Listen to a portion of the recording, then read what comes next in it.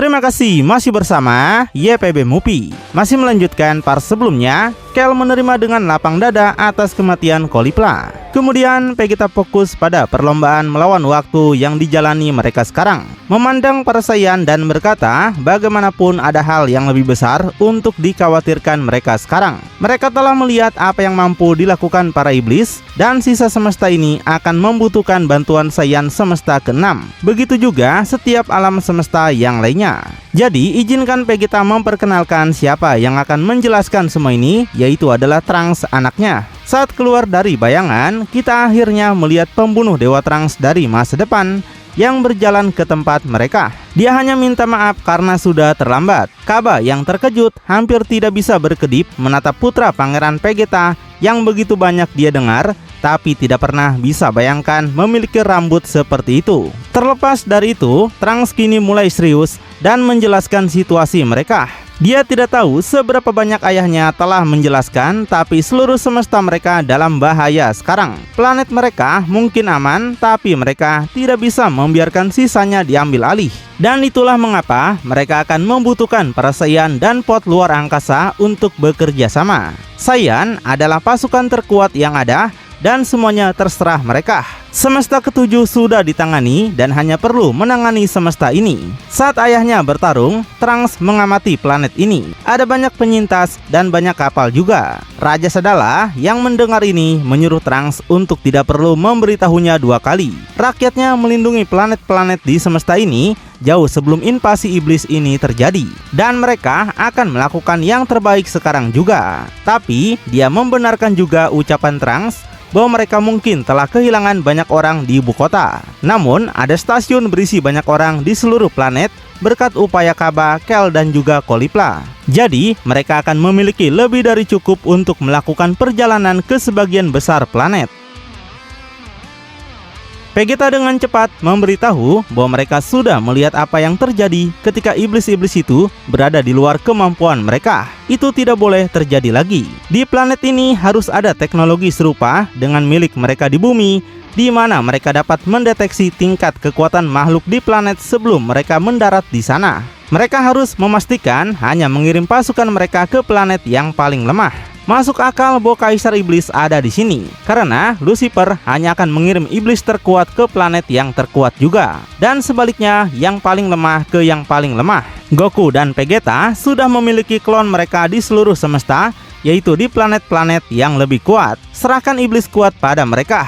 Bahkan ketika Vegeta pergi sekarang, para klon akan tetap ada di sana sampai tugas mereka selesai. Sang raja kemudian hanya berpikir dalam hati bahwa kekuatan yang dia saksikan dari Vegeta sebelumnya ternyata hanya berasal dari klon. Tapi Kaba yang menyela ini menanyakan kemana mereka akan pergi. Jika begitu, Kaba ingin ikut bersama dengan Vegeta. Kaba ingin membantu dan ingin menjadi lebih kuat. Tapi Vegeta yang kini berjalan melewati Trunks hanya berkata dia kagum pada keinginan Kaba pada kekuatan. Dan Vegeta menyuruh Kaba untuk jangan menghilangkan perasaan seperti itu. Namun Vegeta beritahukan Kaba tidak akan banyak membantu dengan tangan yang hilang itu. Setelah semua ini selesai, Vegeta akan minta Bulma untuk memperbaikinya dan memberi Kaba pelatihan tambahan selagi Vegeta melakukannya. Untuk saat ini, Vegeta ingin Kaba fokuslah menjaga Kel dan juga yang lainnya tetap hidup, karena mereka harus mengandalkan Kaba di semesta ini. Dan sebagai tanggapan itu,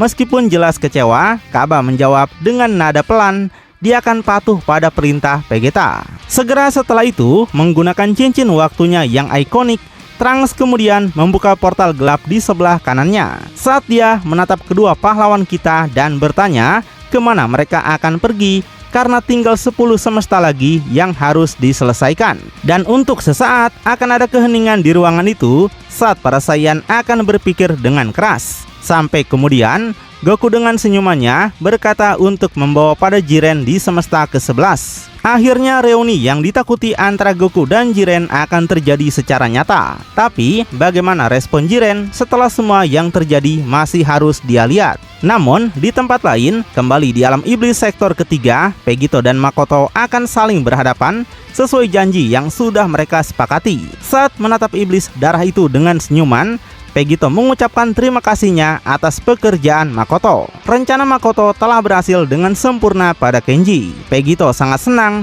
Dia tidak perlu mendengar suara cempreng bocah itu lagi. Dan sulit dipercaya bahwa yang Makoto inginkan sebagai imbalan hanyalah setengah kekuatan Pegito dan kesempatan untuk melawannya.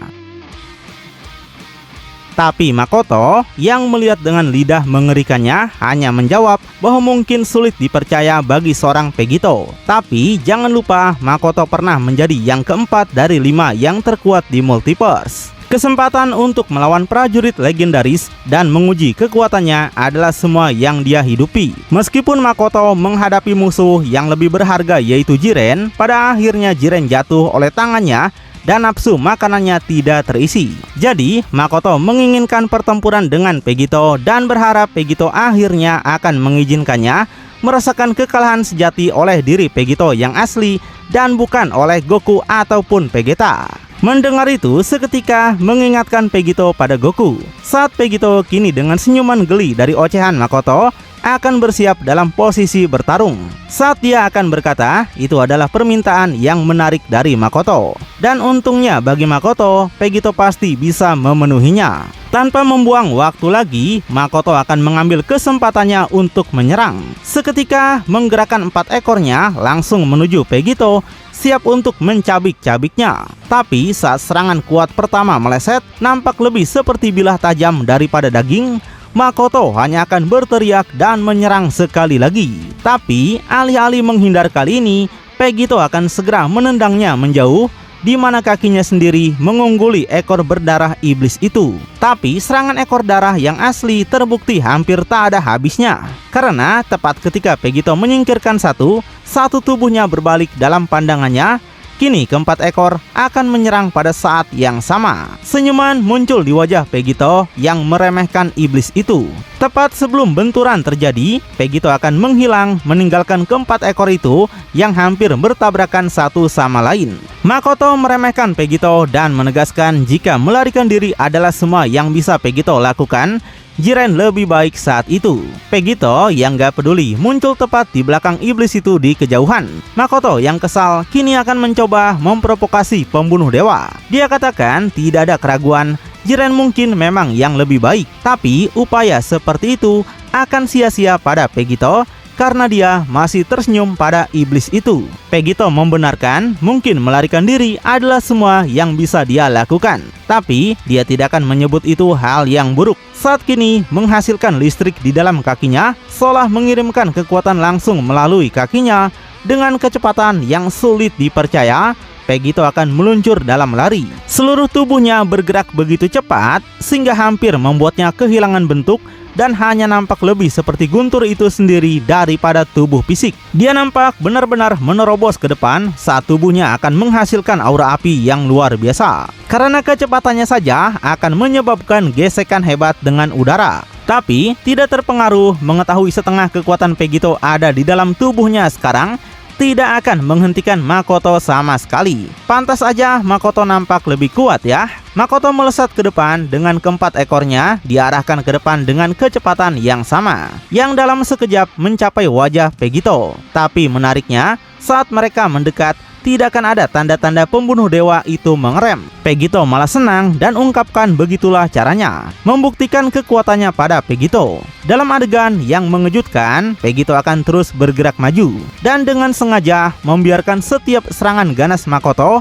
menghantam tubuhnya, merobek seluruh potongan daging Pegito dalam serangannya. Tapi Pegito yang sudah menyerap tubuh Kenji merasa kemampuan Kenji akan berguna sekarang. Begitu keempat ekor Makoto melewatinya, kemudian akan meledak menjadi pengganti darah dan hanya menyisakan wajah Pegito. Dan sebagian tubuhnya yang melayang maju menembus pertahanan Makoto. Akan meregenerasi di depannya untuk serangan mematikan selanjutnya. Makoto beritahukan trik seperti itu tidak akan berhasil padanya. Dan seolah hampir 2 langkah di depan, bahkan saat Pegito bergerak maju, Makoto sudah menguatkan bola energi iblis yang kuat di dalam mulut buasnya. Seketika meledakannya dengan kekuatan penuh pada Pegito yang masih beregenerasi dan tampaknya menghancurkan sepenuhnya dalam serangan itu. Dan begitu ledakan itu mereda di tempatnya, hanya ada asap yang akan nampak. Dan bahkan tanpa bayangan, Makoto ungkapkan ada alasan mengapa Zeno dan Daishinkan ingin Makoto melawan Pegito saat itu. Sayang sekali, Pegito baru mengetahuinya sekarang, di mana Pegito akan berada dalam kemampuan darah yang baru dirasakannya ini. Tapi tiba-tiba, Pegito kini mengungkapkan dirinya dari asap sebagai gumpalan darah yang melayang, yang seluruhnya terbuat dari darah. Pegito kemudian akan mulai setuju dengan betapa penyelamatnya teknik darah yang baru dia serap dari Kenji ini. Karena kini perlahan meregenerasi seluruh tubuhnya dari darah di depan Makoto. Pegito tidak lagi menggunakan kemampuan Majin Buu. Keduanya hanya akan saling menatap dalam kebuntuan sebelum Pegito yang kini basah akan memecah keheningan. Pegito mengatakan, setelah dia memikirkannya, bagaimana Goku bahkan mengalahkan Makoto sebelumnya. Dengan ingatan yang Pegito miliki dari Goku, Pegito yakin Goku menggunakan semacam Smet Angel dan kemudian cahaya memberikan pukulan terakhir.